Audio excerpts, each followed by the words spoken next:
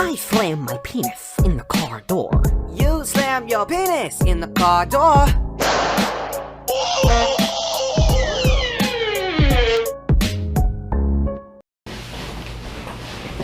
Fear. Fear. Welcome everyone to the Fear podcast. Welcome everyone. Fear. I'm your host Kirk Zanetti. This is my co-host Coleman Hahn. Hello there. Hello there, Mario.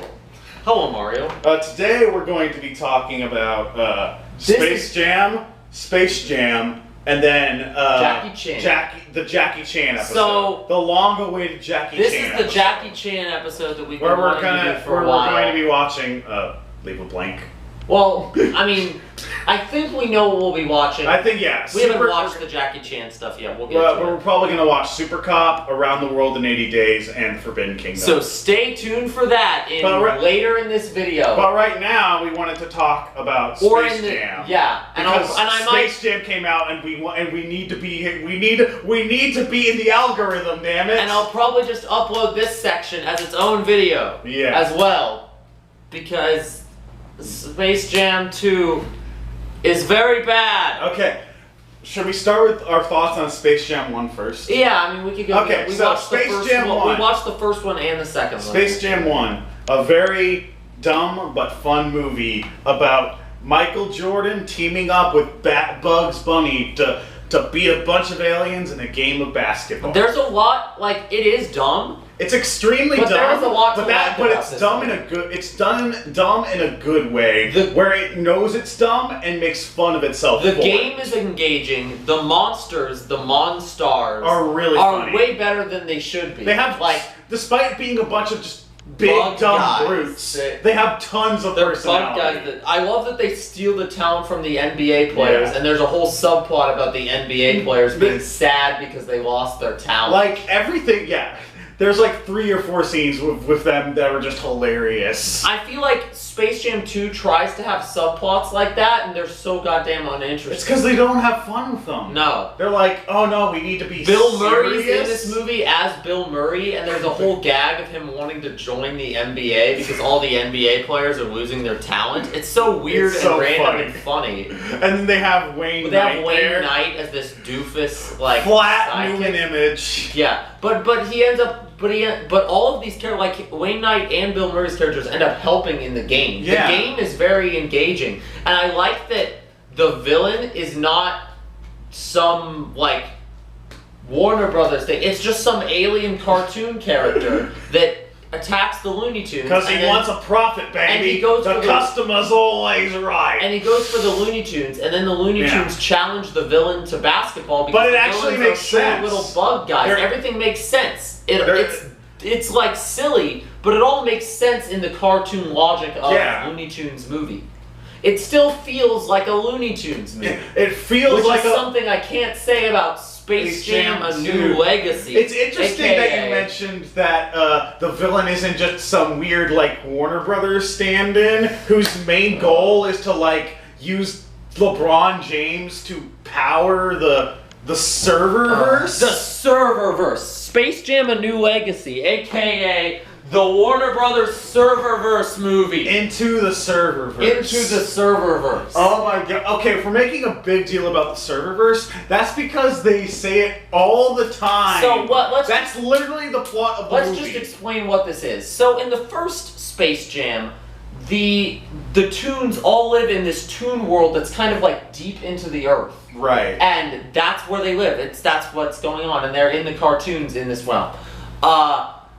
In Space Jam 2, the Looney Tunes live on a planet that's inside of this Ready Player One-esque hellscape virtual world known as the I can't believe this is the name they went with. Warner Bros. Serververse. I feel like they call it the Serververse more than they refer to it as being owned by Warner Bros. Yeah. And the villain is Don Cheadle playing a character called Algae Rhythm. We bring this up because it's so weird that LeBron James is in this movie, and they refer to him as LeBron James, but then they don't acknowledge that Don Cheadle is just Don Cheadle. They Cheadle. casted somebody too famous to play their AI character. Right. In the original movie, Bill It'd be like if Bill Murray played the villain of that movie. And it's like he shows up as Bill Murray and acts like Bill Murray. Or no, the person who actually played the villain of Space Jam 1 was Danny DeVito, but it was a voice performance. It'd be like if Danny DeVito was the villain. Actually the Danny DeVito. And it'd be like, is no one gonna... Okay, they're acknowledging that Bill Murray's there, so is no one gonna acknowledge that Danny DeVito is also here? And an alien? Yeah. Also, the original movie has such a...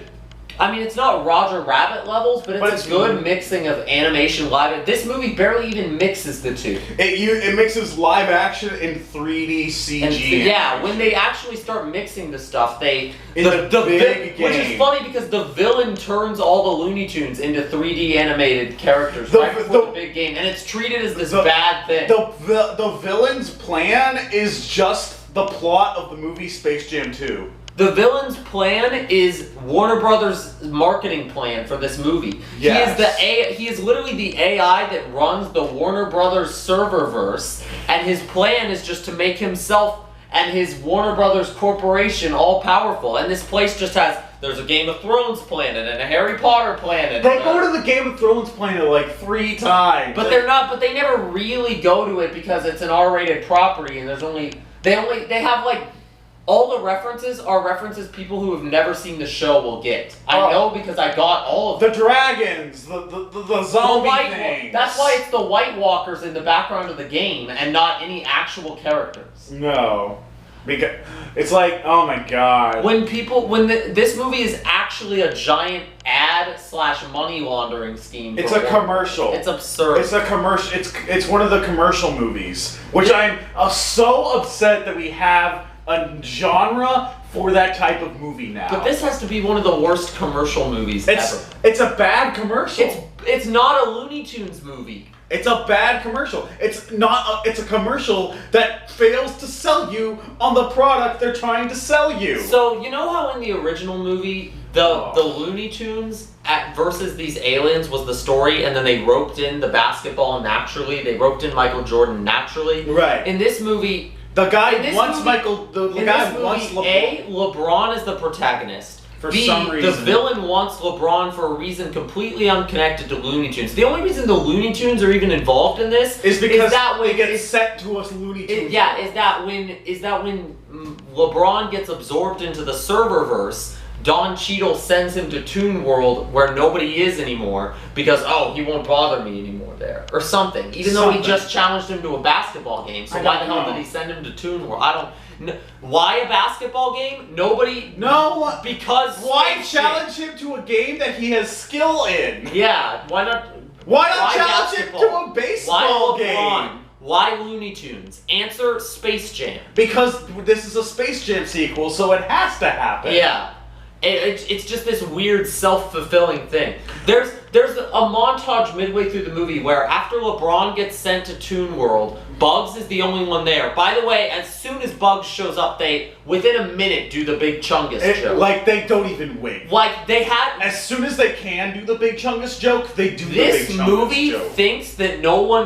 This movie thinks that people only know the Looney Tunes because of the Big Chungus. I swear to God. Because the whole plot of it is all the other Looney Tunes left Toon World and because they're no longer relevant. And Bugs wants LeBron to help him go find them. And they're all in like other places that are quote unquote like more hip and relevant. Which like Casablanca. Well, okay, the idea of the Looney Tunes characters inserting themselves into other Warner Brothers properties, if that was a whole movie, that would be really fun. If that was a whole movie, it would be both a better commercial and a better movie than Space Jam 2 is, but instead we get a montage of references in the second act. And they're not jokes, they're references. They're just if you've seen the clips on Twitter, they're better on Twitter than they are in the movie. If you've seen the clips on Twitter that look like they've been edited together by the Nostalgia Critic, that is actually the movie. Those are unedited. I like how it's the nostalgic. It's like Family Guy cutaway sketches. They're not even Nostalgia Critic cutaway sketches. Nostalgia Critic cutaways. And then, like on the same level, Space Jam 2. We get Yosemite Sam hanging out in we get Elmer Fudd in Austin Powers, Yosemite Sam in Casablanca. Yeah, wait, no, I want to take and then a moment. Rick and Morty reference, back to Taz. back. And I want to point something out. Oh yeah, Taz was the Looney Tunes, they're all washed up. No one knows them except for the memes. Unlike Austin Powers or Casablanca, a movie that has a movie franchise that hasn't had a new entry since 2004. referencing Casablanca and Rick and Morty in the same minute is the biggest cultural whiplash of all time. One is classic movie, like capital C cinema, and the other is Rick and Morty.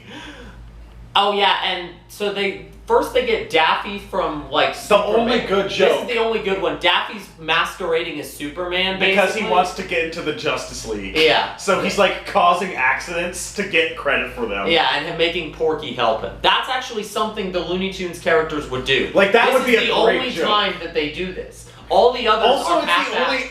Well, it's also like that's the only time they use any new footage because everything else is just. Everything else, they use footage from other movies and insert the Looney Tunes in them. First, It's legitimately on the level of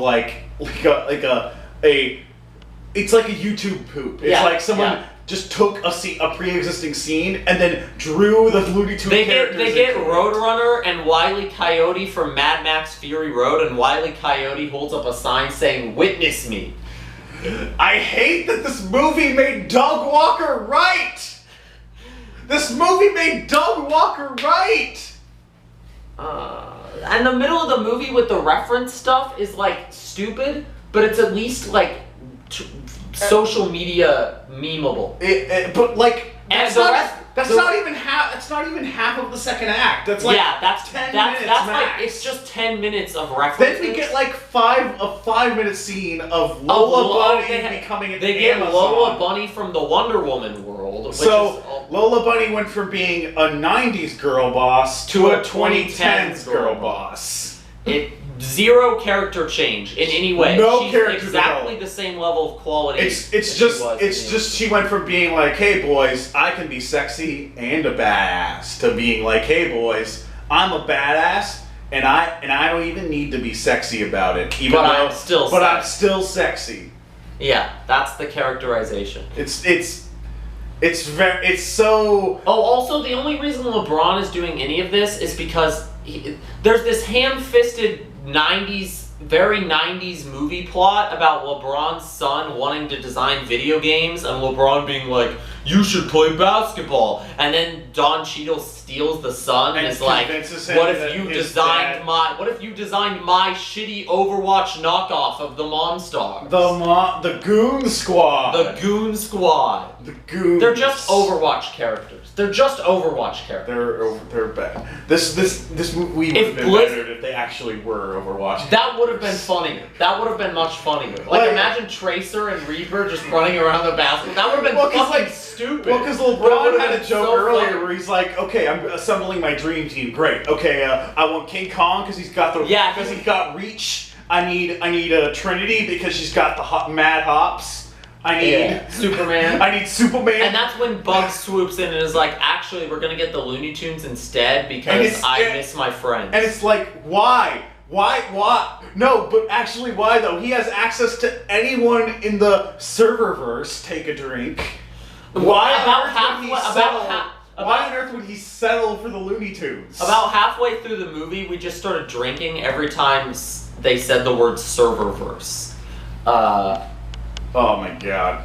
Yeah, and then they throw in a subplot of like the rest of LeBron's family trying to figure out where he disappeared to in the Warner Brothers lot, and it's just like, who the fuck cares? It's the Wayne Knight subplot, but not funny. This movie's over 100 minutes long. It doesn't need to be.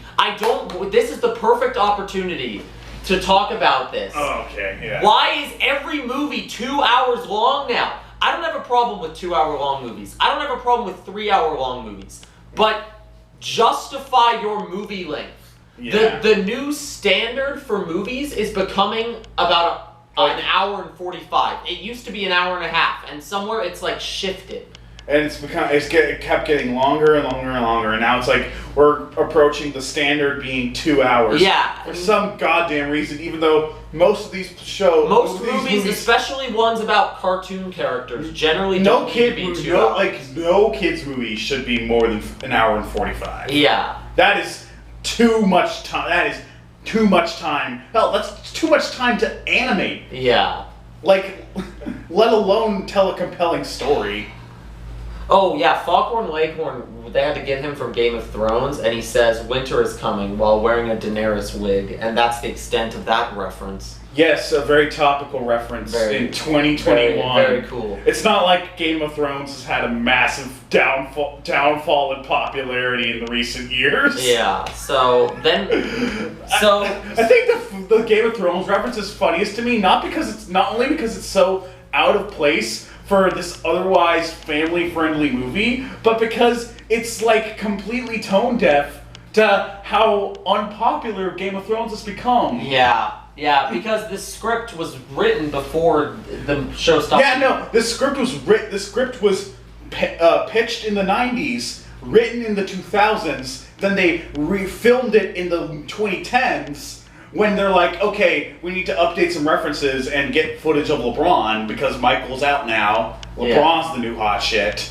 And then, for some reason, they kept Austin Powers. For some reason. It was just too funny, I guess. Oh yeah, that's also where they get the Sylvester cat from, because he's like Miss Dr. Evil's cat or something. I don't know, it doesn't even matter. It's just reference. It's a reference montage. A montage of footage of other movies with Looney Tunes characters spliced in.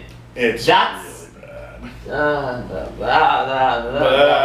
And we haven't even gotten to the game yet. The game is the worst part of the movie. So fucking long. So long and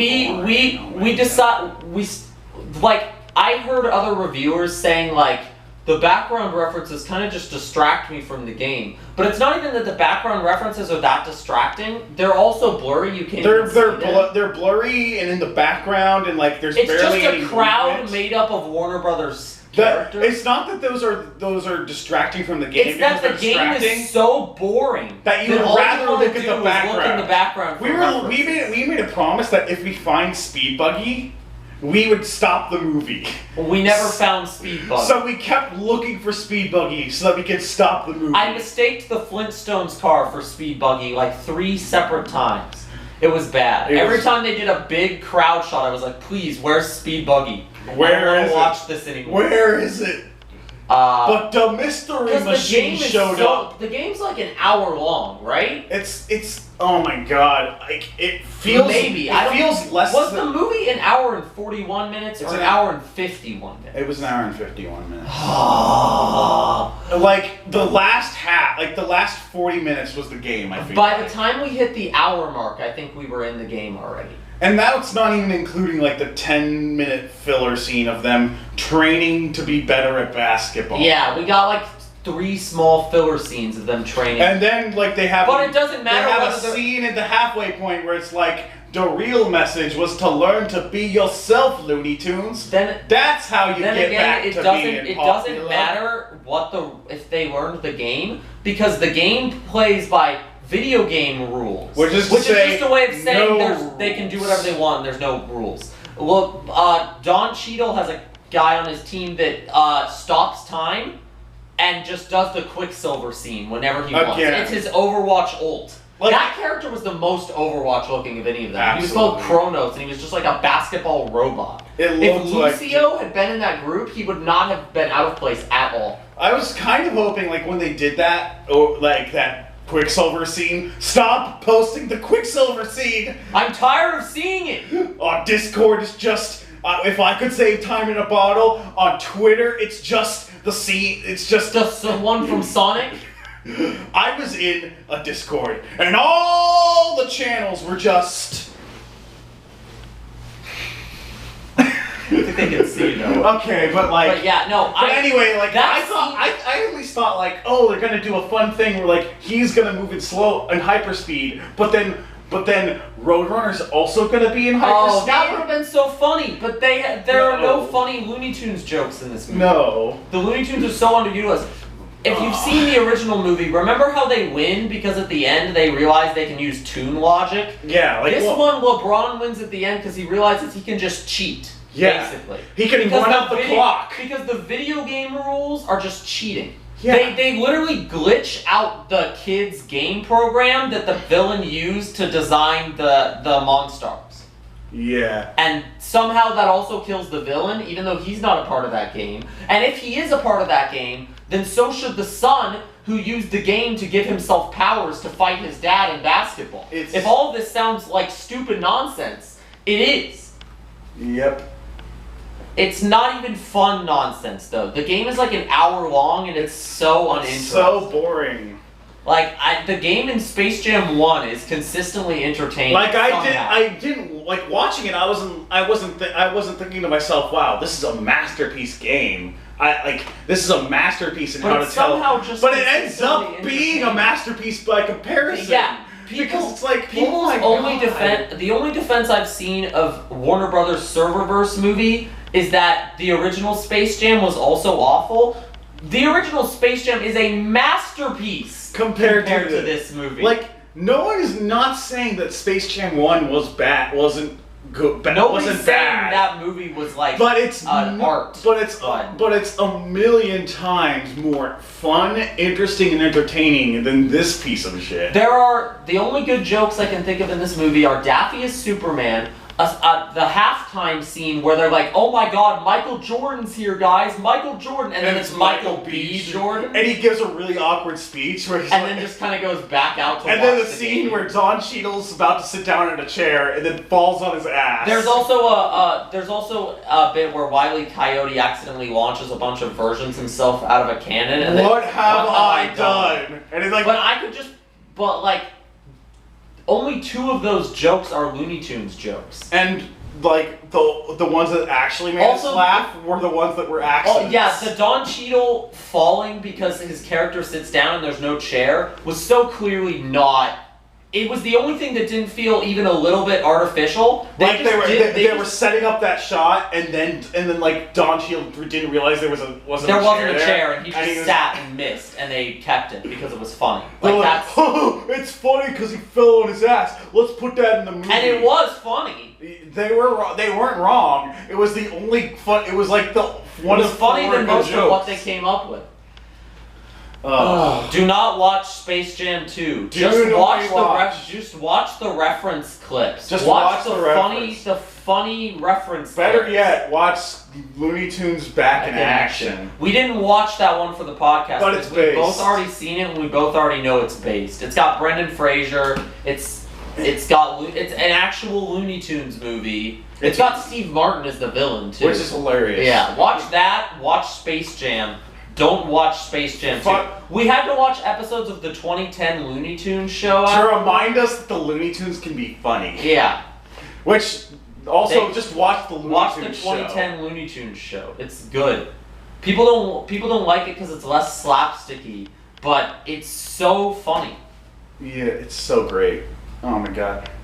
Watch that and not Space Jam 2. Alright. We're done talking about Space Jam now. Welcome to the Scooby-Doo review. Welcome to the part where we get to the stuff we actually want to talk about. Space Jam was just, honestly, the Space Jam was like a work obligation. Yeah, it's like, we need to do this because if we didn't talk about it, it was just gonna be a dangling reference movie. It's gonna be a sort of Damocles hanging over our head.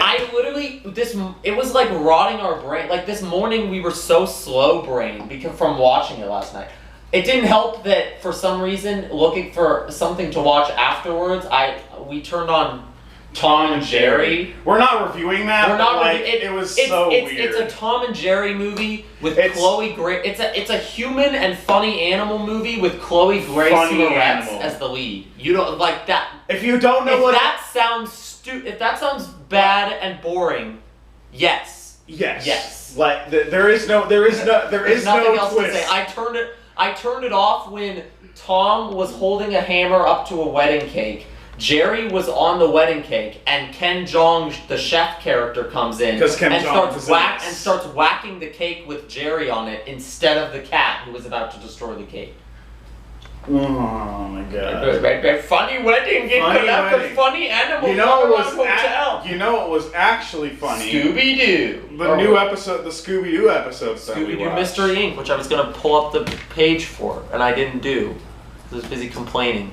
Mystery Incorporated. So last time we talked about Mystery Inc., we were talking about the fallout of season 1. So we're in season 2 now. Yeah. Where we're fully in season 2. We're fully in season 2. The race for the planispheric disc pieces has begun. Yeah. And yeah, they are a MacGuffin, but I don't know about you, but I love race for the MacGuffin storylines. Yeah, that's a way to make MacGuffins interesting, is when you have two contrasting groups who are both searching for them at the same time. Right. That's basically what I'm doing in my. That's kind of what we're doing in our D&D campaign. Oh yeah. So the first one was the art one.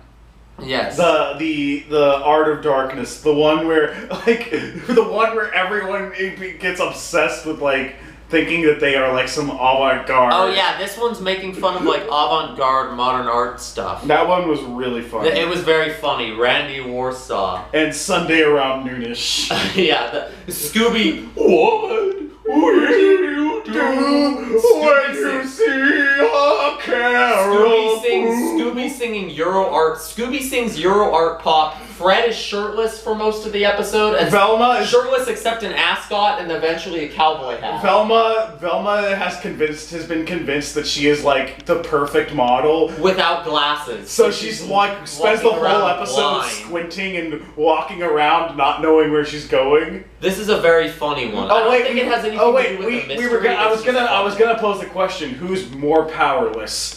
LeBron James in Space Jam 2 or Velma without glasses? And I think the answer is LeBron James in Space Jam 2.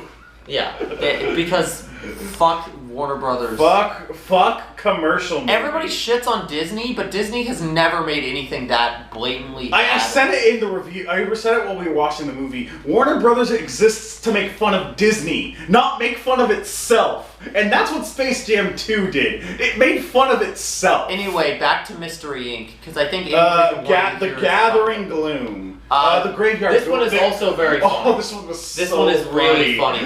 Basically, the Scooby Gang meets somebody who obviously looks like the monster, and Velma sees it, but all the rest of them are diverted by this funny German family. And the boys are obsessed with these German hot blonde German girls. And Daphne's obsessed with the chocolate. But they're as soon as they see the mom, they're all immediately convinced that it's her. But they don't try to stop her. They just keep. They like the free food too much, so they're just you know what? I think I'm gonna see where this goes. And Velma's the only one using her brain, so she has to go. And then she catches the guy, but she gets based Sheriff Bronson to help her. Yeah. And he unintentionally lures the bad guy by grilling. I just want to grill, for God's sakes. I didn't come here to catch no monster. I just wanted to grill. He's he thinks if he catches the guy, it's gonna be the wrong guy somehow. Yeah. And then it wasn't the wrong guy, but the guy had diplomatic immunity, so he still had to let him go free. And then it turned out that by catching that guy, they found out that a different company was siphoning. There's this whole plot line about the gas line and the graveyard nearby. And they were siphoning the gas from the graveyard that technically the German family owned. None of this really matters if you weren't watching leads to a funny joke where they get this massive check of money for all of the gas that got siphoned out. And then they just leave because all they wanted was money. Yeah. This is a very fun episode. Yeah. Mr. E also teams up with Pericles. This Wikipedia is very helpful because it lists episode names and the overarching mystery event. Yeah, this is actually a good Wikipedia setup. This is very detailed. Night on Haunted Mountain. This is the next sort of storyline. This is a fun one. It's not as funny as the last two. It's got a really. At this point, the show has a rock solid, nailed down pace of funny episodes. When do we do funny episodes? When do we do more serious episodes? Plot driven episodes? So they're racing for the planispheric discus, but it's not this full-on race yet. It's still like it's still episodic, but with that's the story. Yeah, there's the new Mystery Inc. is scheming in the background. Yeah, in this episode. There's like a succubus that's like on a mountaintop. The Dark Lilith. Dark Lilith. And the gang goes to investigate. And they find out about like the origin of the puzzle pieces. Yeah. They find this conquistador ship that's been like rooted up in the mountain. That was taken up into the mountains to hide the planispheric disc piece, which is just a real. And then the ship unanchors and slides down the mountain, which is just a. This show's gotten really good with the action set pieces. They really have. Between this and the water episode. Yeah. And it also had a really funny joke with Ugly Jimmy. This one has some fun side characters. There's this town of like ugly people. And then they have they have one incredibly hot guy who talks like this. And they call him Ugly Jimmy. And then he falls down the mountain saving them and becomes deformed, and now he's beautiful. Yeah. And also the villain of this one is Hot Dog Water, but like still working for Mr. E. But then she kind of goes off on her own at the end. Yeah, she gives them back the pieces. Also, this is the first mention of Nibiru. I forget there's an explorer in the cave, too, that's like, I don't know who I am. This one has some fun side characters. This is a fun one. It's always fun when they change the setting. And it has Gary and, this is where Gary and Ethan are reestablished. Which is important for the next episode. That's another... Grim Judgment. There's a lot of fun things about the show of that.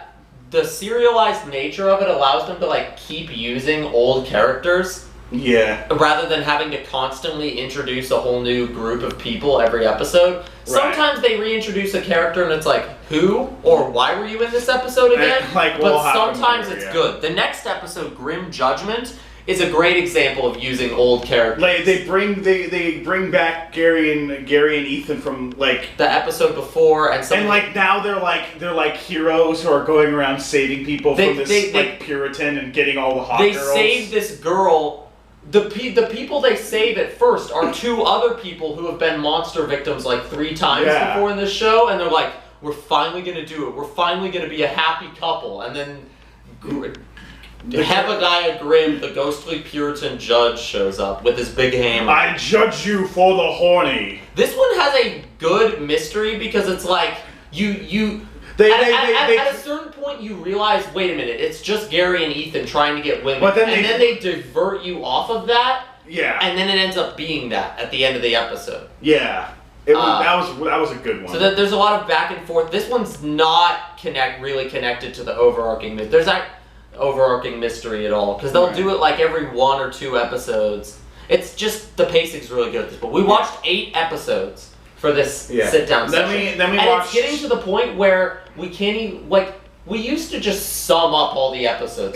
Now we want to talk about them all a little bit because they're fun. And then there was Night Terrors, which was the one where, like, the Shining one, where they have to spend the night in, like, a haunted, like, mansion where like they see all these nightmares. This is the one where if you sometimes see out of context the image of Shaggy and Daphne snuggling, it's from this one, and it's absolutely perfect. Yeah, Daphne gets a nightmare where she thinks she's getting chased by a snake lady, and then runs into a room where she thinks she finds Fred. But Fred is actually Shaggy. He also thinks he's Fred, which is a really weird, like... And they start making out. It feels like somebody wanted Daphne... One writer there was wanted one Daphne x Shaggy shipper, and everybody else in the writer's room was like, okay, sure, we'll do that. They were low-key making fun of them. Yeah. This episode is... Because when they find Daphne and Shaggy cuddling, Fred gets, goes into shock, and they get him out of it by just convincing him it was a dream. Yeah. And then this one also has a good overarching thing. Because this is where it really gets established, this idea that there's this constant historical loop of different mystery solving 4-person and an animal groups. Yeah, there's a steampunk Mystery Inc., Original Mystery Inc., the steampunk one, the Darrow family. Yeah. There's all these. It's a fun one. That one was a really. And the villain at the end is the villain's kind of funny too. That's just a fun one. They're all fun at this point. And they get the planisphere disc manual. Yeah, they get the manual. Then the Midnight The Midnight Zone? Zone. Oh yeah, that's the... This one is, in terms of like a Scooby-Doo episode with actual dramatic stakes, this is one of the best I've ever seen. This one there's not even really a person to unmask in this one. Because it's pretty clear who it's gonna probably be. Cassidy Williams is being chased by like Nazi robots, basically. Yeah. Why are they Nazi robots? Because Germany. Yeah. And the gang helps her like they find out investigate where an underwater moon base. Yeah. Spared no expense, Monokuma. And then at the end they find that Pericles is controlling the robots. And it was like he set this base up with like the steampunk girl from the previous two four... with one of the steampunk Mystery Inc. gang members he pretends she's the monster because she's like this sea specter. It's like a ghost floating ahead. It's like stay away from my robots. And should spoilers maybe?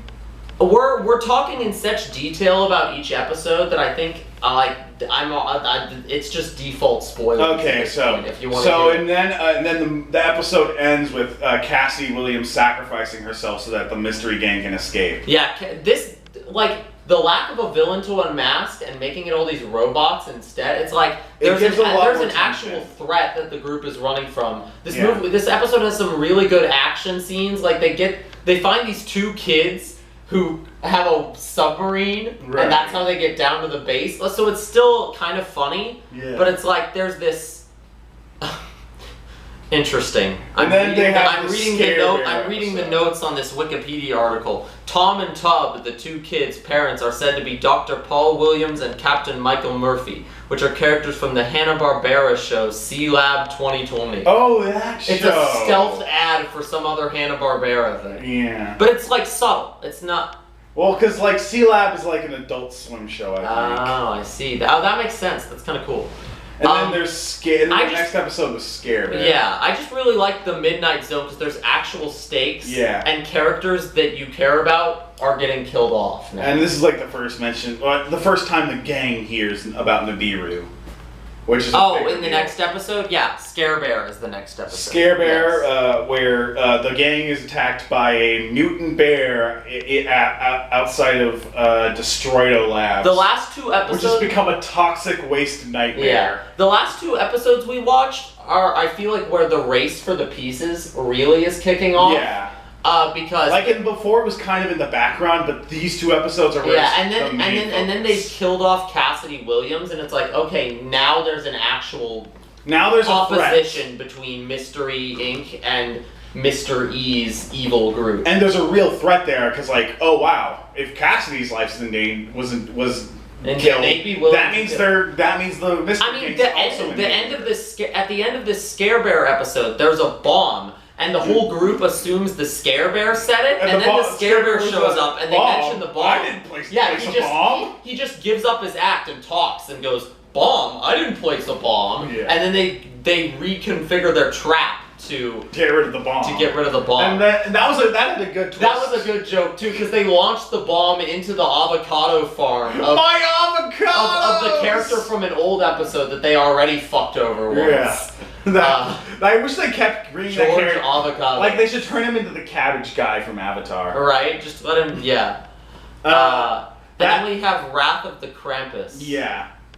This is the one where the big twist in this one is that the Mystery E gang think they are the ones who are tricking Mystery Incorporated. But it's actually Mystery Incorporated. This one has the monster for this one is Krampus, which is funny because it's clearly... I feel like they had this... They were like, okay, here's a B-tier monster idea they can use. But this time they knew it was a D-tier monster idea. The real focus of this episode is the evil group driving around in their... I love the Enigma engine. That's just the mystery machine, but painted black. Right. And it's Brad and Judy and Mr. E and Pericles driving around trying to take the disc pieces from the mystery machine while the mystery gang is busy dealing with the monster of the week. And then at the end of the episode, it's revealed that the mystery gang all The set it mystery up gang orchestrated the monster to get of the week to get their distract the pieces. bad guys and then steal their pieces. Which is a very... It's a great reveal in the episode, but outside of the episode, it feels like it kind of came out of nowhere from where we were. It would have before. been nice to have an episode establishing Fred's distrust of his parents. It's the classic thing where a gotcha reveal is... It's the classic dilemma with gotcha reveals. Right. Where... The more you set it up, the less you impact. set it up, the less gotcha it is, but the less you set it up, the more it feels like you have to logic leap. Yeah. And I it's don't like- think this one is. It wasn't a huge- certainly it not wasn't- the most egregious gotcha reveal. Yeah, it wasn't a But it's not huge the best leap. one It I've wasn't a ever huge seen leap in logic. It just felt like we were missing a scene. It just felt like we were missing a scene where Fred has like definitive evidence that his parents were like don't have his best Yeah. interests in mind.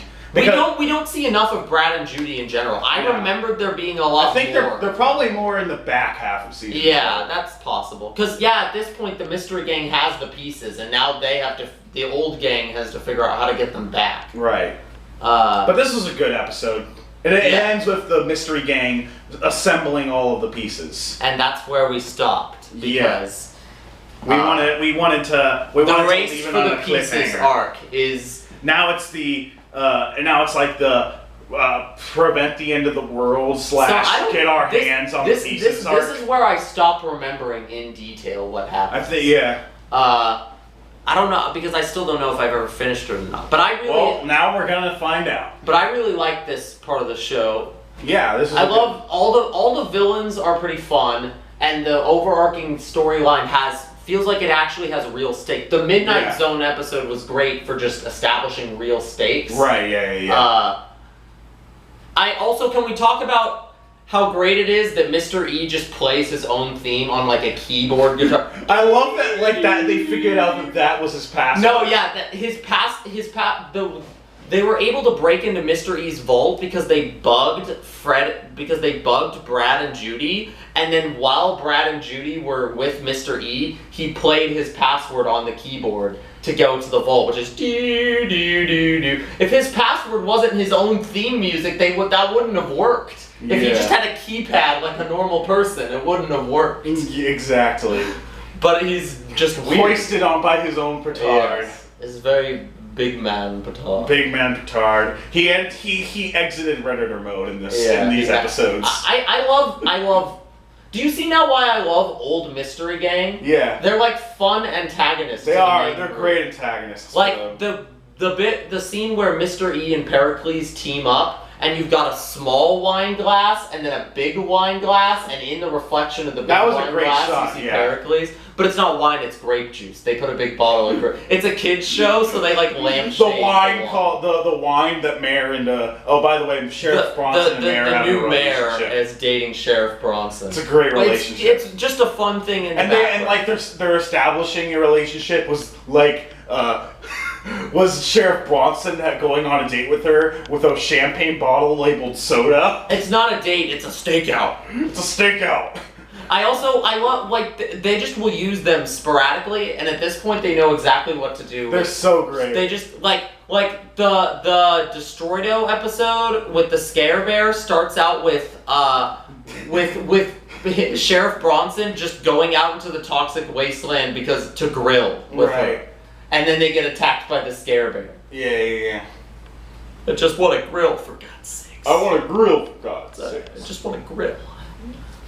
Ugh. Yeah. Well, Mystery Inc. is very fun good. at this point. You should watch it.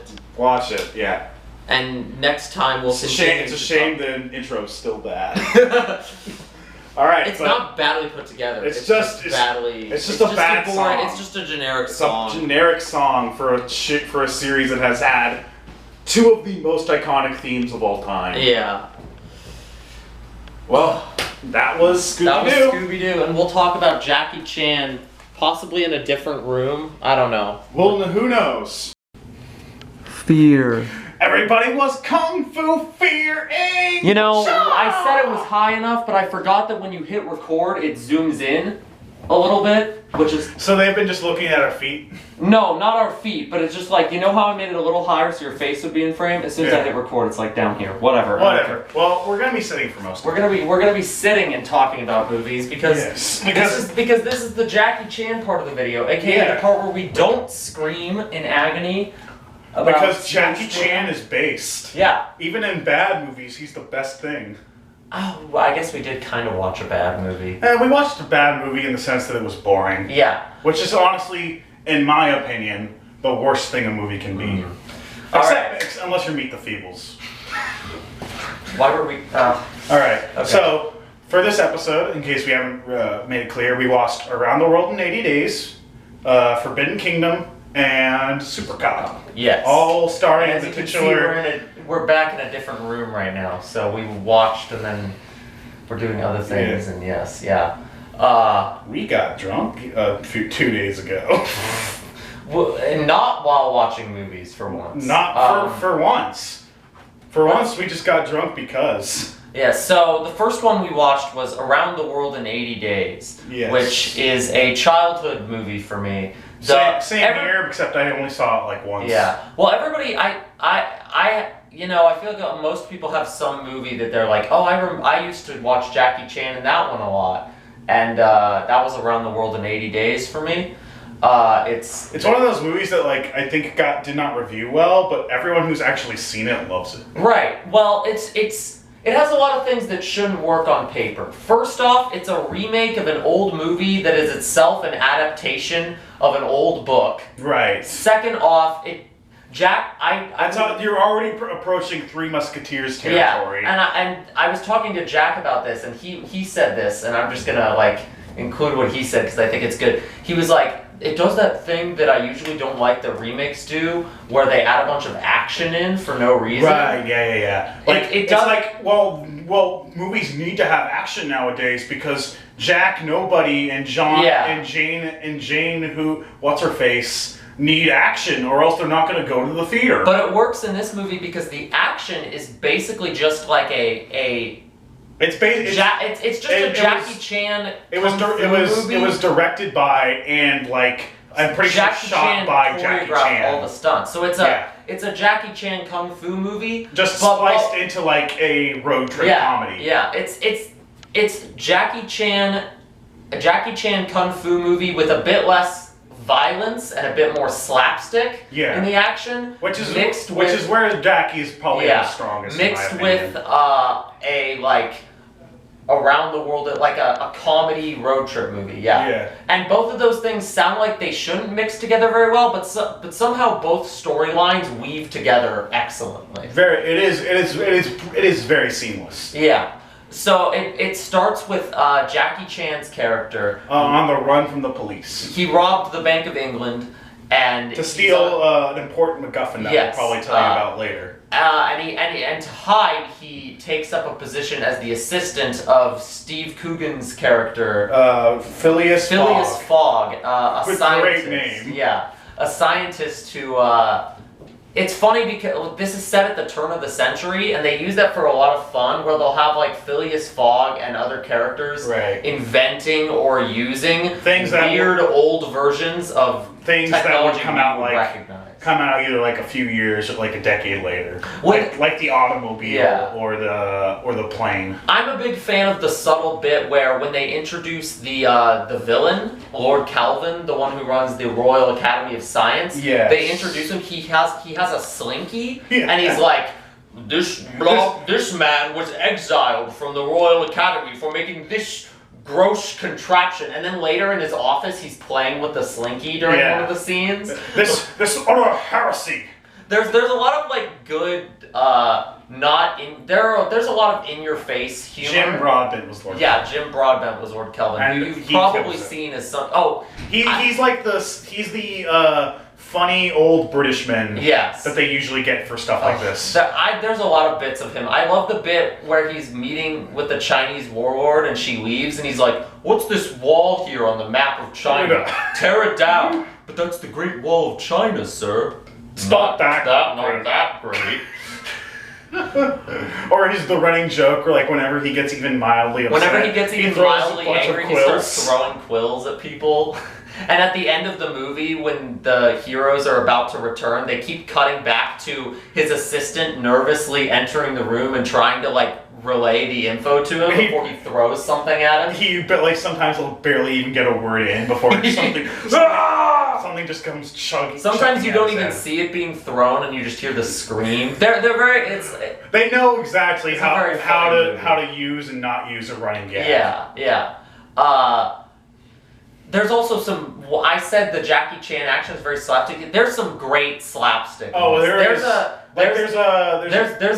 a cop character that follows them to different locations, Yeah. trying to hunt them down. He's got such a funny face. He has was the born to play perfect slapstick. face and expressions for slapstick, and he exists in the movie to just get slapsticked around and bonk face, bonk head, get thrown out of a train at one point. Like, he always has the perfect reaction. Yeah. Like, there's one point where he gets thrown out a window and just has the most funniest scream.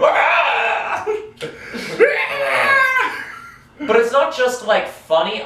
There's also a really good romance built between Phineas Fogg and I don't remember the name of the character.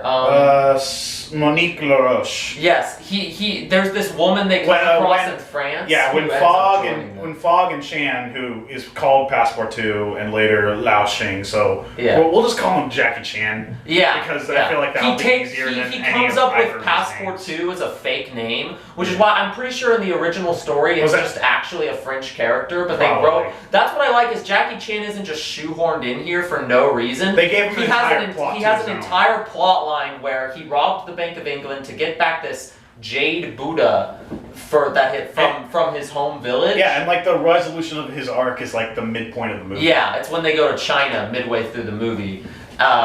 And so he has his own motives and character that is interesting. And even the girl that comes with She him has a lot of funny jokes. doesn't just come because she's like hot for the main character. It's like they're all misfits in some way. They're all misfits, and so they all like find themselves on the journey.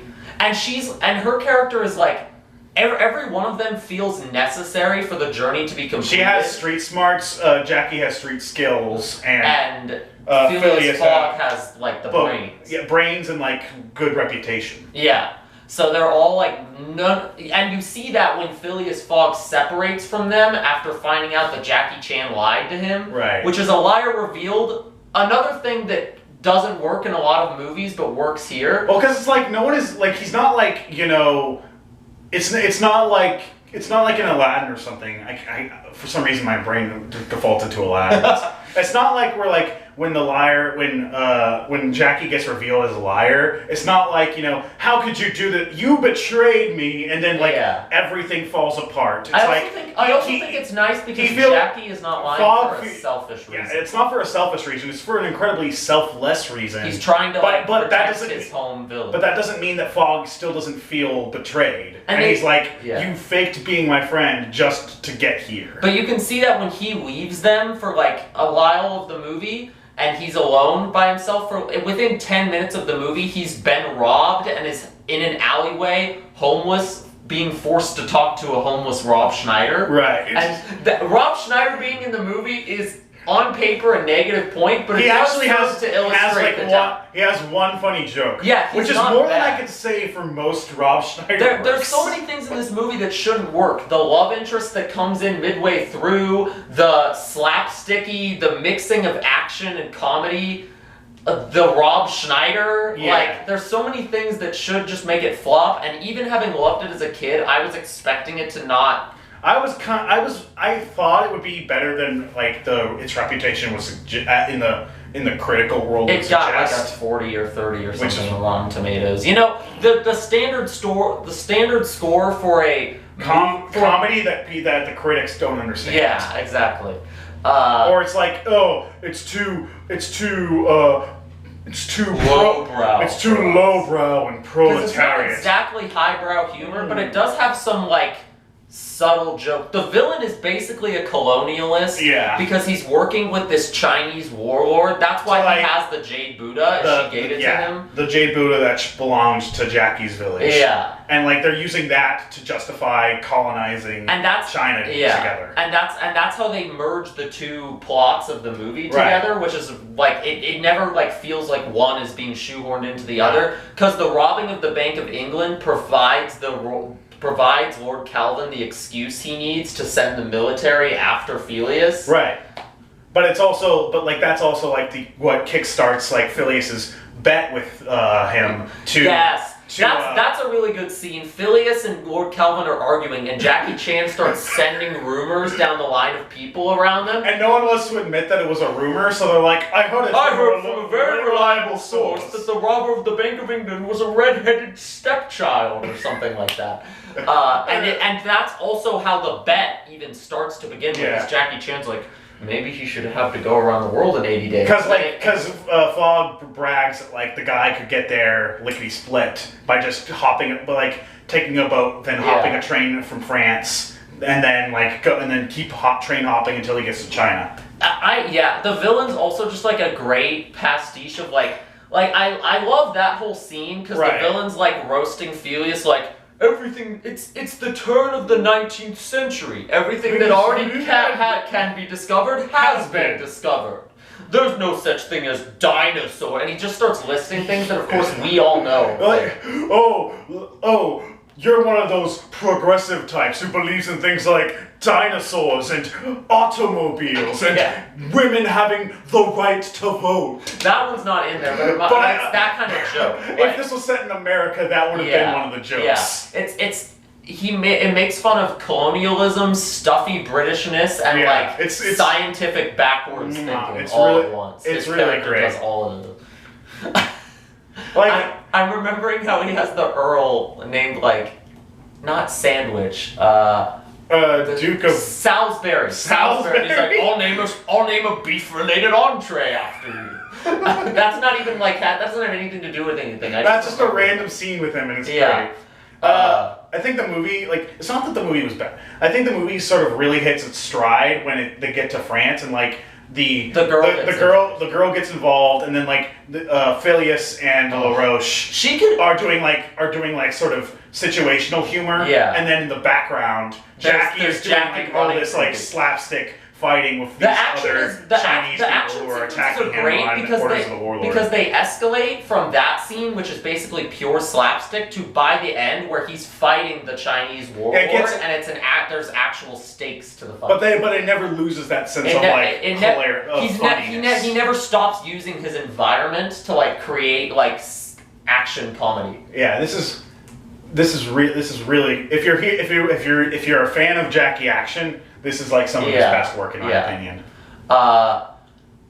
You're right that when France is when it really starts to pick up, because that is it's not that the stuff that before that was bad. It was really funny. Act setup. It was first act setup, and it was really good at that. But you didn't really get to see Jackie do a whole lot there. And then after that, Jackie does a whole lot, and Phileas starts having some really funny stuff where he's so stuffy and out of his element. Despite being the model of future science, he's also a stuffy British aristocrat. Yes. So he's always in situations that would be easy to get out of if he wasn't so stuck up his own ass. And that's also where they introduce the love interest character, which on paper could be oh god, they're throwing a love interest in. They're ruining this dynamic between these two so that they can have she has such a good dynamic with Phileas. Yeah. And she has buy her wit. Yeah, and her and Jackie get really tight because they both they're both on this trip because she figures out immediately that Jackie is hiding something from Phileas, so she's like, okay, I'll keep your secret if you convince him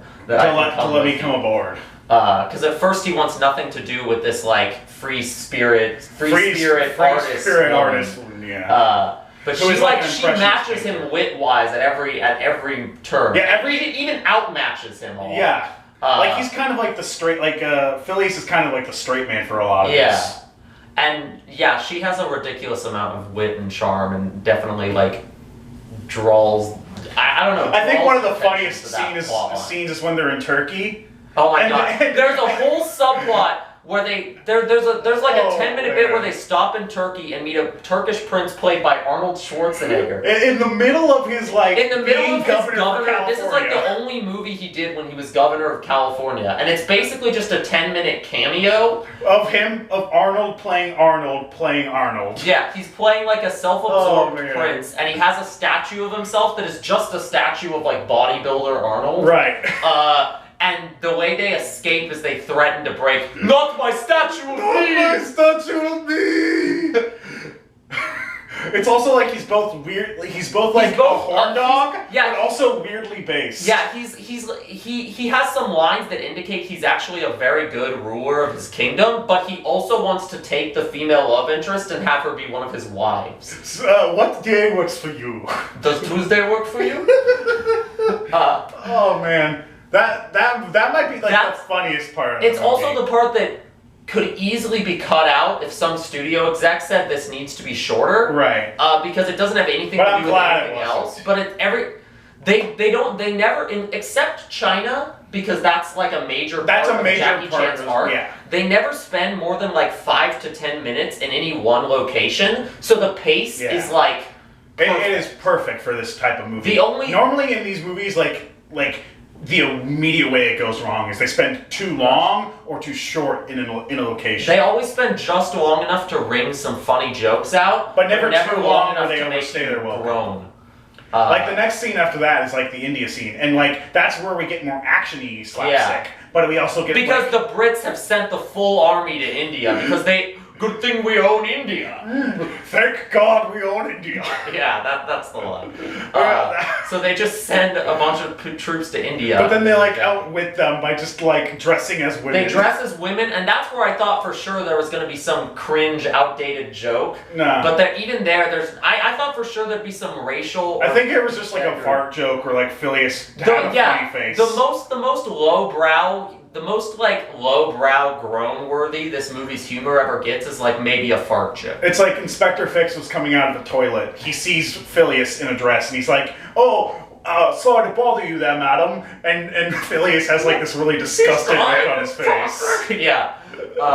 But then he figures it out real quick and he's like, "Wait a minute, you're coming with me." Yeah. First they go to France, then they go to Turkey. While they're on the train to India, We got like more Jackie Chan accidentally knocks the slapstick guy off the train. which was funny. Then they go to India. And they have like a sort of more touching scene on the train. Yeah. Like Jackie wants to tell Phileas about his situation, but he's worried. I like the whole story about like Jackie's legend of the 10 tigers that ends up becoming true when they go to China. And Phileas is like, "I don't believe in legends." And then by the end, he's the legend. Yeah. It's not like it's like high concept stuff or anything, but it's like solid building on what you've. Everything feels like it's there for a reason. Yeah, everything has whether a place to make you laugh or to make you sympathize with the characters. It's not Chekhov's movie. It's like but it is like everything in the movie is there for a reason. It has a specific role. Nothing feels like it was there because a studio exec or a clueless writer said this needs to be there. We need to have a scene where Jackie Chan fights Jet Li for 5 minutes. We'll get to that.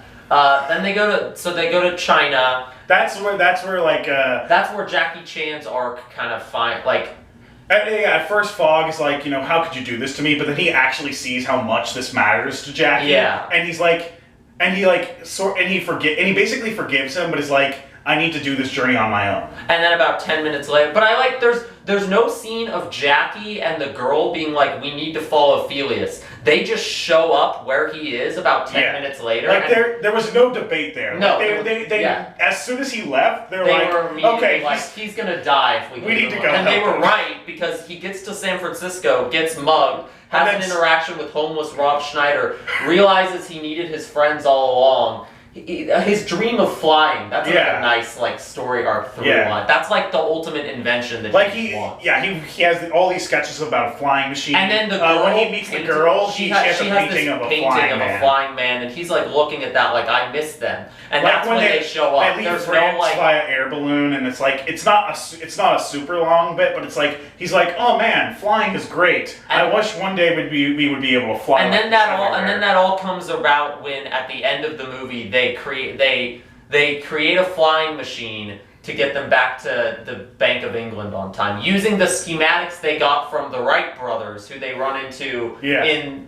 That's another fun kid. They're lost in the Old West, and Owen and Ian Wilson are playing. There's a great bit where Owen Wilson is the smug brother who makes fun of Luke Wilson's character. Basically real life. Yeah, it's the real life. They play on the what we know about them as celebrities, the celebrity perception of them. And then they go to New York, they fight the Chinese warlord who got sent after them. That's another fun action scene. We skipped over a little bit, but in China, the bad guys show up to get the Jade Buddha back from the village again. And Jackie basically single-handedly fights them all off. Yeah, and then the France sequence is the funniest of the fights. But the China one's probably the most the best choreographed one. Yeah, better choreographed. That's when it's him versus a bunch of other. That's when it gets the most. Because the French one, it's not just all fighting. It's it starts with fighting with the other Chinese hitmen. Yeah. Then it's oh no, we have to run through the city. And then it's oh no, Jackie's being dragged around on a hot air balloon. And he has to accidentally solve. He has to break into someone's house to prevent them from starting a fire. Yeah.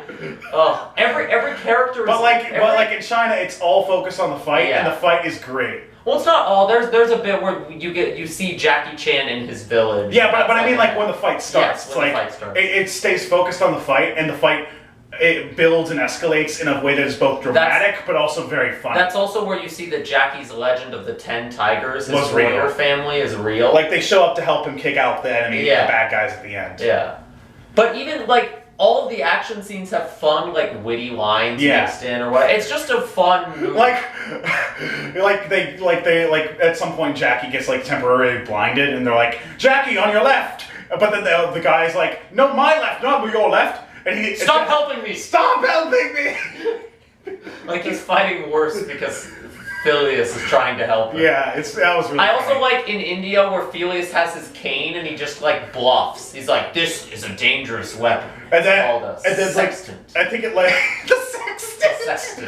Yeah. It was that seems it should be a one-off joke, but then it comes back later in a really funny way. Oh yeah. I think it's Jackie uses it to threaten someone it's a knife. Yeah. But then the person sees it and it's why are you threatening me with a sextant?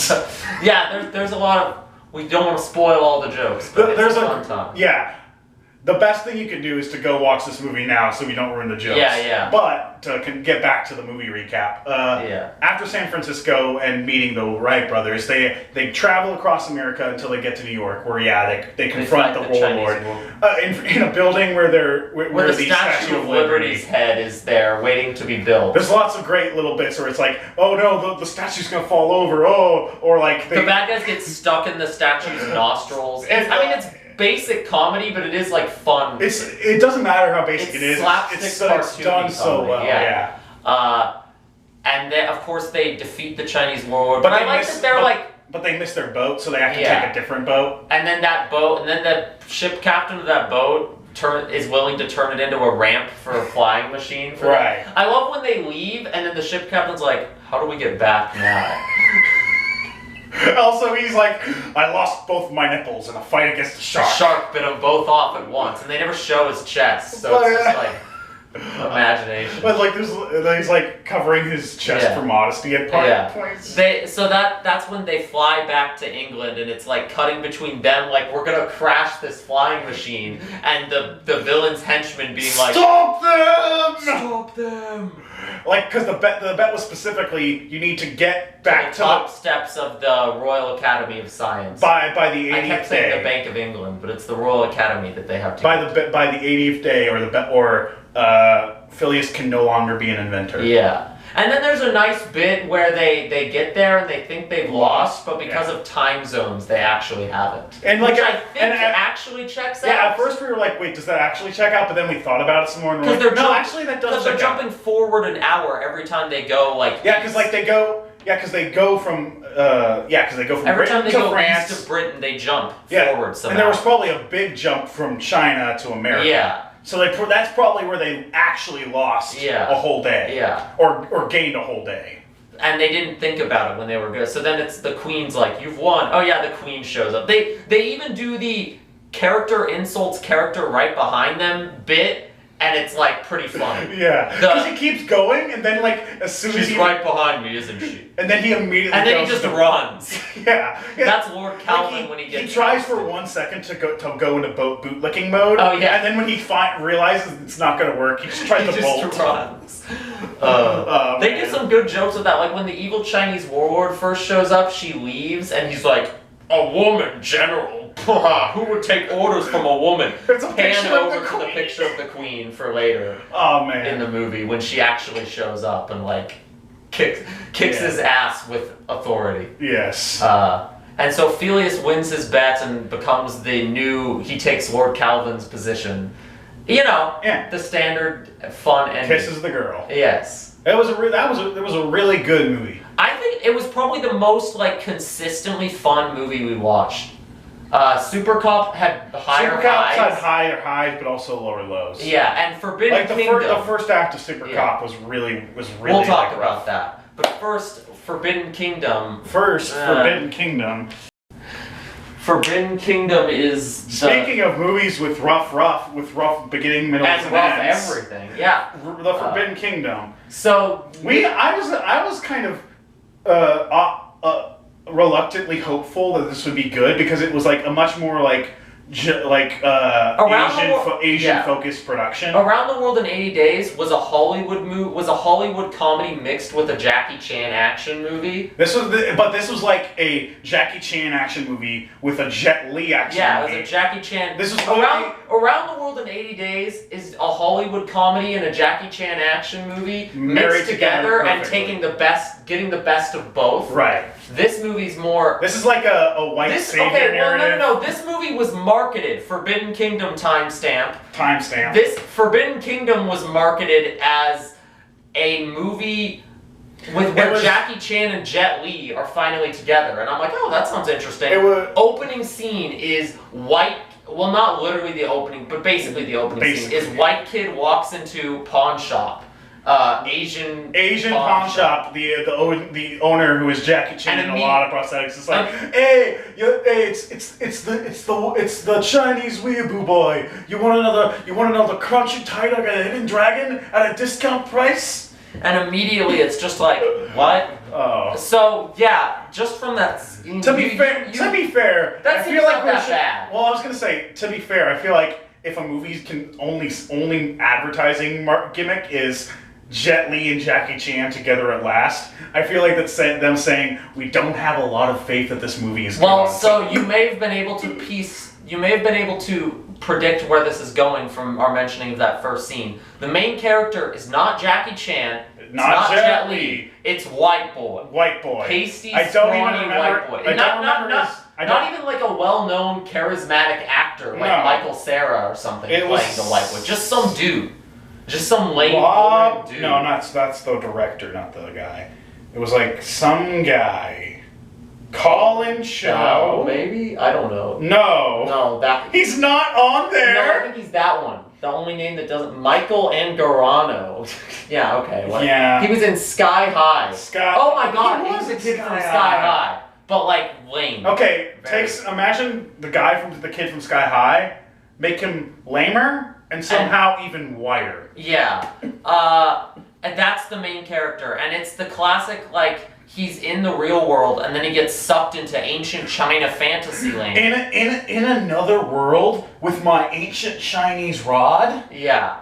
No, and the movie, I feel like I kept hoping that it would get a little more self-aware about what it was doing because it seemed like maybe it would. Like because the kid wasn't sent there to be the master warrior. He was sent there to deliver the magical weapon to the master warrior, played by Jet Li. He is the chosen one because he was literally chosen by dying old man chosen to give something to someone else. Yeah.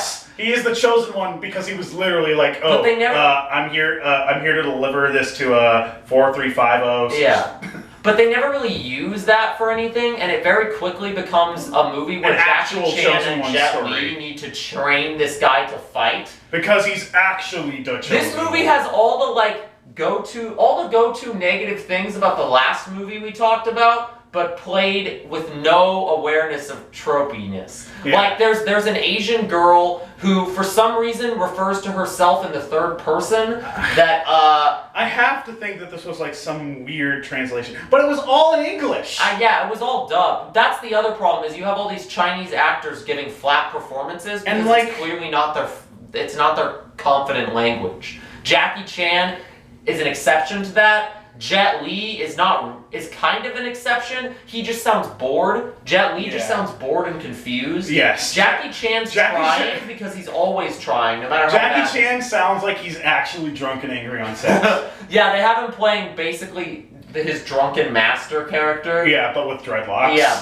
and he's like, most fun you have in this movie is watching Jackie Chan and Jet Li train the white boy, and by that I mean beat him up. Yeah, that was funny because I'm like, oh, they're addressing that he's bad at kung fu, and they're just gonna beat him up the whole But then time. it quickly just becomes like another training montage. It turns into an actual. It really goes downhill once Jackie Chan's character gets shot by an arrow and like killed, and then they have to take him to the my God. the reviving thing. It's just like, okay, cool. You know why he was called like Jason Tripatakis or whatever? Was that the character's name? Yeah, it's based off of the Tripitaka from Journey to the West. There's weird vague journey. There's It's- Journey to the West. It's like it's like Journey to the West, but we didn't have the rights to do Journey to the West, so we're gonna just we're gonna use the characters that are in the public Jet domain. Li plays the from that Monkey story. King, aka the Big Warrior, but he also plays another boring warrior character. And as soon as the Monkey King is revived,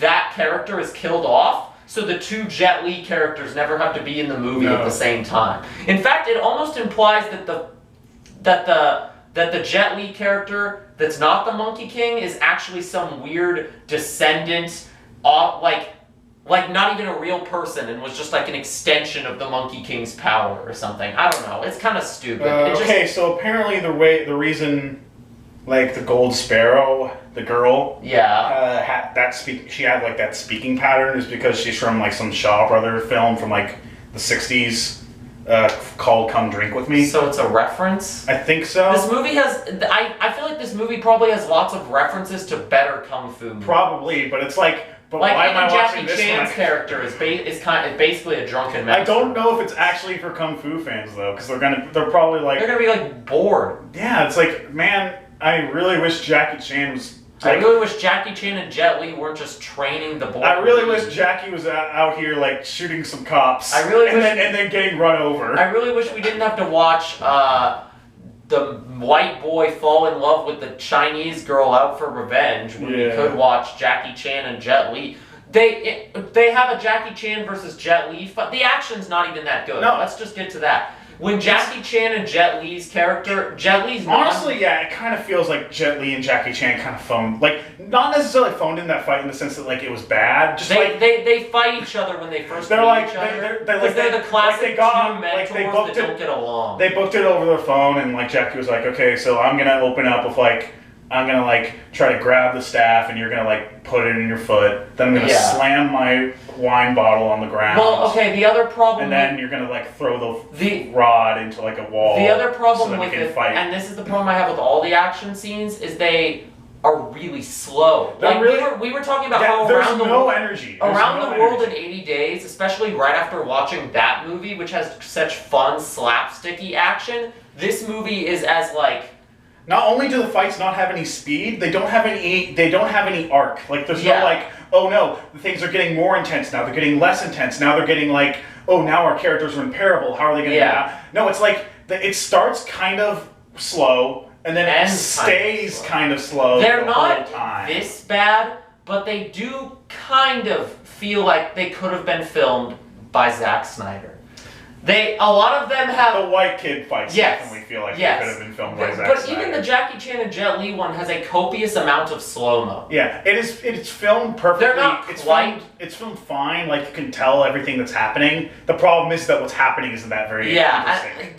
They're not quite Zack Snyder levels, but they definitely feel like they were filmed by Americans. It feels like, because like a bunch, even though like they have a bunch of Asian production companies before the film starts, like it's directed by a white guy. I'm pretty sure it was shot by a white guy. Yeah. It feels like It kind of, You know when you watch a live-action adaptation of an anime movie, and it feels like they're dumbing down the anime to appeal to Western audiences? That's what feels like this. They're dumbing down the Chinese kung fu movie to appeal to a Western audience. Oh boy.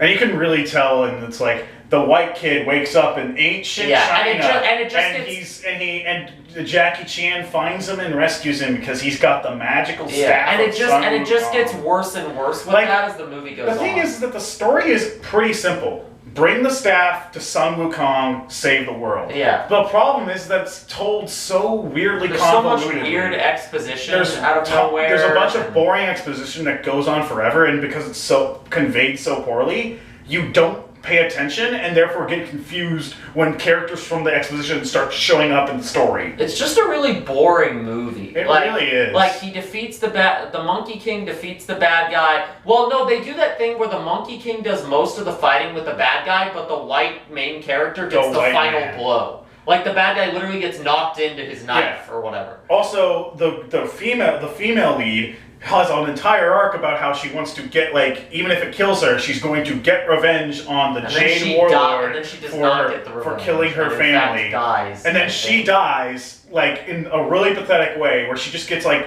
backhanded into a wall. Basically. And then the white man has to kill the emperor, because it's not okay to kill for revenge when it's your parents. But it is okay to kill for revenge when it's a random Chinese lady you just met. Or when I just want to go home.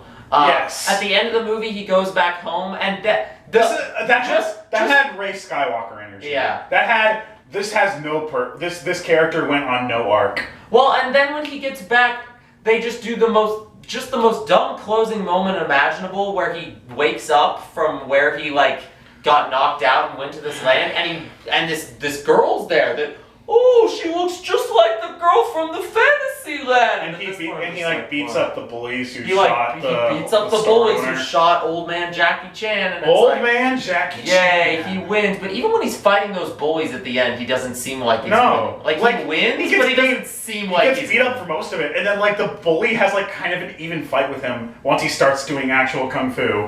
Which is funny, because, like, I joked, like, he's going to start doing kung fu, but then the bully is also going to be a secret kung fu master, and they're going to start having wire work fights, then that basically happens. If you want white kid learns martial arts movie, watch The Karate Kid, and if you want Jackie Chan Jet Li action movie, watch a Jet Li or a Jackie Chan action movie. And this movie's boring and disappointing. If you specifically want to watch a story where Jackie Chan teaches a Westerner how to fight kung fu, watch the 2010 Karate Kid. The 2010 Karate Kid. Which is a better movie than this. Yes. That is the most disappointing thing, is that I thought, we liked that movie fine. Yeah. We didn't think it was super great, but we also didn't think it was terrible like some people. Yeah. And I thought this movie was going to be better, but I was just bored. It's boring. It's boring and it's disappointing. And we're going to move on to the next movie now. Started boring and felt like it was going to be a disappointment, but then by the end we were pogging off. Supercop. Whatcha? This one's Jackie Chan, but this is like Jackie Chan right before he got big in America. Yeah, so this was a nice change, like young Jackie Chan in a real full action movie that's not trying to also be something else. No, like this is classic wuxia Jackie Chan being an action star. The only reason I wouldn't say that this one is better than Around the World in 80 Days, and I think it's up for debate. I think it's a pacing issue. Yeah, it's just a pacing. It's purely pacing. I think for a lot of people, this would be better than Around the World in 80 Days. Because it feels more authentic. Yes, it's more authentic Jackie Chan, and like, if you were to tell me you preferred it, I'd be like, yeah, that's totally valid. I can totally understand I still prefer Around the World in 80 Days because Supercup's, like, first. Yeah, let's just get it out of the way. Basically the whole first act of Supercop is really kind of long and not interesting. I think the part of the problem, and maybe I just missed something, but you didn't know either. They don't explain very well what Jackie Chan's top secret cop mission is. They explain that he's a super cop and then he has to go undercover. I do not remember what he actually had to do while undercover. And you just kind of find out as he's undercover what he has to do. And once you find out, it's fun. Yeah. But there's first act into second act was actually, especially after watching 2 other movies, I was actually falling asleep. Yeah. Because there just wasn't enough action. There was some, but it wasn't a lot, and I couldn't really follow what was going on for a little while. Kirk, I think when it picks up is probably when Jackie Chan the main bad guy shows up. Yeah, it starts to pick up when Jackie Chan is reunited with the female cop, who's like his boss. Oh yeah, but they also have this weird flirtatious dynamic when they're in that bar, like it Yeah. starts picking up after that. Yeah, that part. Yeah, so like Jackie has to go undercover, and to do that, he's like working with this cop lady who's gonna put him in like basically a splinter cell of cops pretending to be village people. Yeah. Yeah. Which sounds funny, but it's actually kind of confusing. It is kind of confusing, but I like that she has to pretend to be his sister for the most of the movie. Okay, so the target is Shaibot, a drug lord based in Hong Kong. To infiltrate Shaibot's, so it's just infiltrate a drug organization. Yeah. See, that's kind of what I thought it was. They just presented it in a really weird, confusing way. They had to break some guy out of prison so that they could get in with him, so that he could get them into the drug organization. And I didn't really know that's what they were doing until halfway through the movie, so I was confused. Right. And maybe I didn't follow it well, but there's not enough action there. They bring there's some the prison breakout has some fun action, but it also kind of. It kind of feels like it doesn't really have a strong end. It kind of meanders on for a couple more scenes. The movie gets funnier and more action packed as it goes on. Right. Like there was funnily enough, the martial arts parts are like the least interesting parts. Yeah, it's like this martial arts. It almost feels like they actually that was not planned. This isn't full on a martial arts movie. It's more just action. It's just a general act. There's a lot of it's a very much a sort of it's just sort of just like Chinese action. You have quite wuxia, which is what we would call kung fu movies, but like it's very wuxia-esque. Yeah. There's some kung fu, there's some gunfights, there's some kung car fu chases. and gunfights. They mix stuff together pretty well. Yeah, we'll get to that stuff later. I like Jackie Chan's dynamic with the girl. Yeah. That he has to they have to pretend they're siblings, which gets very funny when Jackie Chan's flirting with each other. Well, also it gets very funny when Jackie Chan's girlfriend is reintroduced into the movie, and he has to they handle that situation in the worst way possible. But they keep rolling nat 20s on their deception. Yeah. So it's like, well, you did a bad lie, but you were so convincing about it that you got away with it. Yeah, they keep doing that until finally he has to tell the girlfriend that he's on a mission, and then she is telling her friend about it in the elevator, and one of the bad guys overhears. Yeah. It's like after all of the comedy stuff ends, that's when the bad guys find out. Right. Which is kind of funny in itself. It's so funny, yeah. But yeah, so for most they also don't do the thing. It's not he never dumps his girlfriend to start dating his cop boss. I think that's kind of where they're going with it at first when he's very dismissive towards his girlfriend, and then the instant he sees the female cop, he's like, "Oh, wooga!" They never actually establish that kind of relationship between him and the female cop. They're just kind of some vague flirty interest, which is kind of fun. It doesn't need to go all. It doesn't need to go all the way, and it's much more clear that it's much clearer when you actually know what he's going into. Yeah. That the reason he was so dismissive towards his girlfriend was probably well, next time you see me, I'll probably be in a body bag, so don't get too attached to me. Yeah. And I also we haven't talked about it starts to pick up when he's united with the they have a prison breakout, then the plan is to go to Jackie Chan's hometown, which is just a bunch of cops undercover, to lay low from the cops, even though they're in a town full of cops. Fake cops. And then he and the female cop, who is pretending to be his sister, meet up in a bar where they have to protect the henchmen from being captured by the prison police who have come to take them back. I was really off at that moment. I didn't even realize those were prison police. I was confused. Well, because they were all under, like, none of them were wearing Everybody's uniform. undercover, yeah. Everyone was just wearing civilian clothes. But it really picks up, like, fully. Like, right after that scene, like, when they're on the boat. Yeah, when the boat chase is cool, it's pretty short, but then when they meet I love the how, villain, like, there's, like, one scene where, like, just, like, Hana, who is the cop, has to just, like, straight up ice a guy, and the guy's like, I like you, spunk kid, you're gonna work for me now. Oh yeah, that's when the bad guy gets introduced. It really picks up when the main bad guy they're going after, Shaibot, is introduced. He's so good. He's so overtly top maniacal while also still being completely believable. Yeah. Both as a character and as a threat. Yeah. Because he's introduced and like he's like got his little brother henchman who's like, hey, I got out of prison, and he's like, it's good seeing you. Who these two mucks? Oh, they're definitely undercover cops. Go butcher them.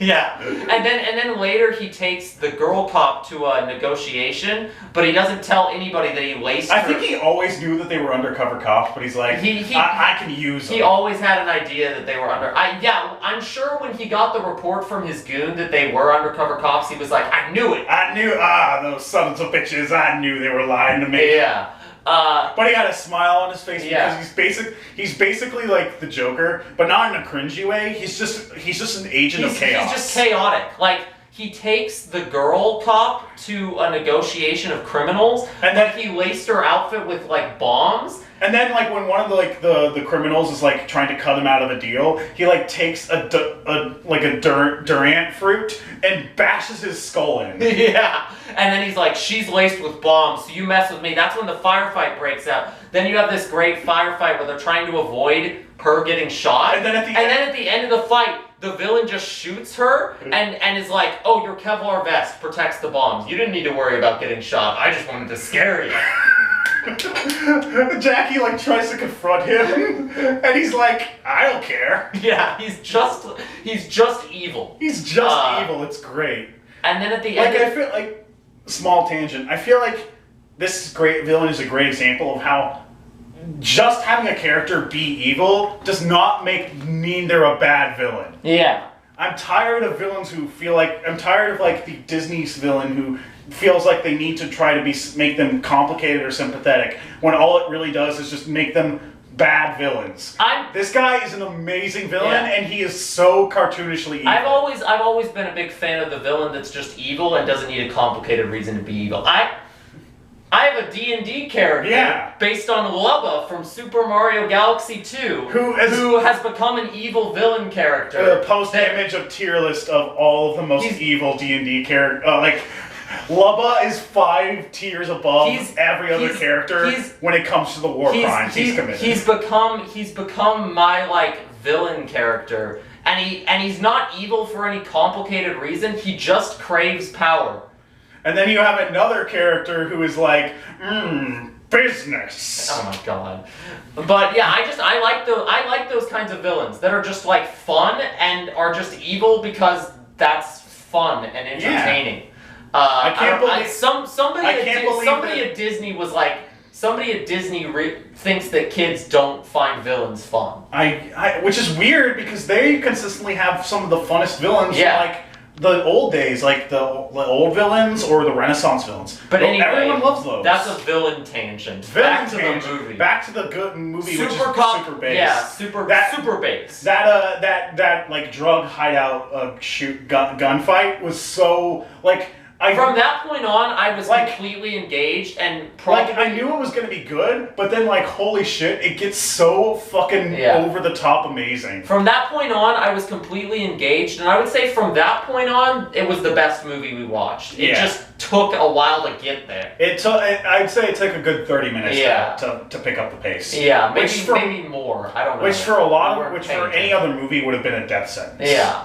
But once it gets going, it really gets going. After that is the pool scene, which is super hilarious, but also really tense. That's where they run into the girlfriend, and it's this tension of, are they going to get busted because she doesn't know what's going on? And then when the henchmen do find out, off screen, they kidnap her off screen, and then they're like, okay, here's the news. Here's the new arrangement. You're gonna do everything we say, and if you don't, your girlfriend's brains go bye-bye. Yeah. So they have to help the boss break his wife out of prison before she rats him out, basically. Yeah. Which, even that himself is kind of a funny thing. You get the sense that the main villain character doesn't care about the wife at all. He just cares about losing access to his yeah. finances. Yeah, she has the code to his bank account. All Yeah. they care about is the code. She knows that. They send a goon to meet with her in prison and ask her for the code, and she won't tell them because she knows that if she tells them, they're not going to break her out. Right. Which is it's so good. So then there's this whole mission of like there's a cool undercover stealth mission where like each of them like Jackie pretends to crash a chemical truck into the prison transfer truck. Then Hannah comes in with like wearing like a scarf, being like, "Oh no, my sister" or something. Yeah. She's like, and then they beat up the cops and then they beat up the cops and like bring her to Shybot. But Shybot's in a helicopter. So and then they're like, "Shybot, give me back my girlfriend," and he's like, "Well, if you say so." Pushes her out of the helicopter. She takes a nasty spill. Yeah, she does. And then the rest of the movie basically is just a long chase sequence where he's in a helicopter and they're just trying to beat up goons. First it's a car on helicopter chase, then it's like and then it's like a car. No, I think it's first a car on helicopter chase, then it's a car on car chase. Then they go to a rooftop where they have a shootout with the main henchman guy, who's Shybot's little brother. Then, like, Jackie climbs onto the helicopter, just like Around the World in 80 Days when he's on the hot balloon. But this time, full action. He keeps getting knocked into buildings and almost falling off. And like then they end up on a train. That scene was train. That scene was tense enough in isolation. But then you go into in the blooper the credits they show bloopers, and some of those bloopers are like, they almost just got killed. But there was no safety precautions. That's why I think the action in this last third is part of why it's so great. Is it is filmed really up close, and it is filmed really I'm sure for the helicopter bit, most of that was the stunt guy. Yeah. Everything else seems like it was actually Jackie. 90% of it is not just Jackie, but everybody playing themselves. That's one of the benefits of like filming these movies with these actors is that like they're career actors in this type of movie, so they can just do whatever stunts. None of this action at the end, despite all being the kind of thing you would see in a Hollywood, in a Fast and Furious movie, it doesn't feel like a Hollywood Fast and Furious. It doesn't feel CGI set movie. It doesn't feel like it was forced, where it's like, oh, we need a big bombastic climax, so we're just gonna have it go completely over the top. Balls to the wall without any explanation. It's just a chase that naturally gets bigger, but still feels like it's filmed in a way that makes it still feel tense and like these characters could be hurt. Yeah. Not just like the characters could be hurt, but you know when you watch that good action movie and you're like, how did they pull off that stunt without someone getting hurt? Right. That's fun. I love that. It ends with the helicopter. The helicopter has landed on a moving train and they're like fighting it's stuck. on a moving train. So it's like right now the goal is basically just kill these two cops so that we can find a way out of here. And then at some point the helicopter like crashes and burns. Yeah. And so now it's not only are they on a moving train, they're on a moving train with like a helicopter rotor spinning in front of them that they can't get knocked into. Yeah, so there's it's really great. Any fun vehicle stuff you could do with this is done. I feel like the only thing that could have made this, they used like every kind of vehicle except boat. But they already used boat before. It's just it's a great long action scene that puts basically even like current Hollywood movies with big final action scenes. It puts those to shame. Yeah, because they lack they lack the bite of this feeling real this movie does. Like even Mission Impossible, where you know Tom Cruise is doing ridiculous stunts. Like it's always like he's doing ridiculous stunts, but he's doing them in the safest environment possible. It's like, he's got several wires, he's got tons of people there to catch him, any And stunts. I don't want to like downplay No. Tom Cruise doing his own stunts because he It's- has actually injured himself. He's like 40. Like it's really No, he's like 50 yeah. something. It's really impressive that someone his age is doing those levels of stunts. But it's this on his kind of own. like Hong Kong action movie. It's not just that. It's not any one stunt in this movie. It's that it's all of the The stunts. collective culmination of all of them. The last act of the movie is really, really good. And then at the end, like after the bad guys get caught, and like the Jackie's like, is there a scene where he even consoles his girlfriend in the hospital? Not really. Because, well, like after when the movie ends with like Jackie and the cop lady basically arguing, Yeah. like then we get a blooper reel and we find out that like so many of those scenes were The the credits have a actual blooper actors reel over them. Yeah. and B basically no safety net. Yeah. Right. Like there was the one that I always remember is Jackie on the motorcycle with the girl, or in the car, the girl lands on the car, like, but then falls off onto the road. Yeah, she jumps from the motorcycle to the car, and then falls Jackie looks behind her and sees and immediately He stops immediately the car. stops driving, and his acting face is off, and he's like, "I gotta go make sure she's." He runs over there to make sure she's everyone okay. else also runs to go check. It's like, funny because granted, it's not there's- usually bloopers are for funny. That's No. not even that funny. Like there It's were just some funny bloopers, but most of them were just like, oh my god. Well, you know, I think what makes it work is after every one of those bloopers, as soon as they realize everyone's okay, they laugh about it. Yeah. Like they just are like they're having so much fun, and as soon as they realize everybody's okay, Yeah. they're like laughing. Yeah, like I think after that they cut back to them and it's like, I'll sleep it off in the morning. Yeah, right. The car's moving. You can tell in the blooper the Yeah, that car's was moving at like 5 miles per hour. I was not worried about her. I was not worried about her life. I was just worried that like, oh fuck, she might have actually got fucked up from that. Right?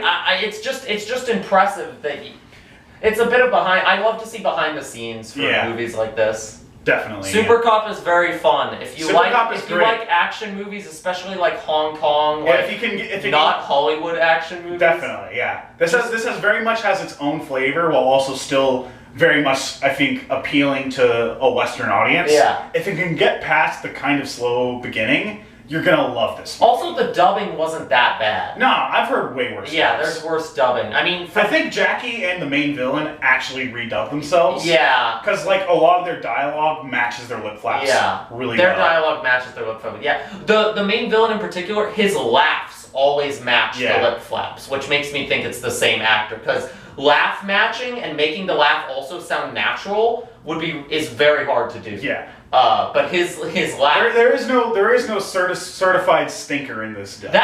That villain has a better Joker laugh than Jared Leto Joker. Yes, he Obligatory does. statement. Okay, go get the lightsaber. It's time to exercise. Time to exercise. Not any of the Jackie Chan movies we just talked about. Space Jam 2. Even Forbidden Kingdom. Forbidden is Kingdom's better just the than boring Space Jam one. 2. Forbidden Kingdom's just the boring one. Space Jam. Welcome to the Space Jam. I don't know You if might want to stop it because I'm gonna have to go get it from. Oh, right. Yeah, okay. Space Jam 2: A New Legacy. Enter the Serververse. You have entered the Serververse for the last time. You cursed us with the demon of algorithm. For you are a movie that for some reason can't make the Looney Tunes funny, but can find the time to put Sister Jean from the Devils in a prominent role in the background. She's in the front row of the background at the game. She's on screen. People have seen her more in this movie than in The Devils, and you must pay for that sin. You don't even deserve to be called a Space Jam movie. No. You're just a shitty Warner Brothers ad. You're no Space Jam. You're not even a Ready Player One. You're a Serververse, and it's time to delete your server. What do you have to say for yourself before I banish you to the Shadow Realm? We rapping? We rapping? That's all, fears! Avast ye! Fear! Fear!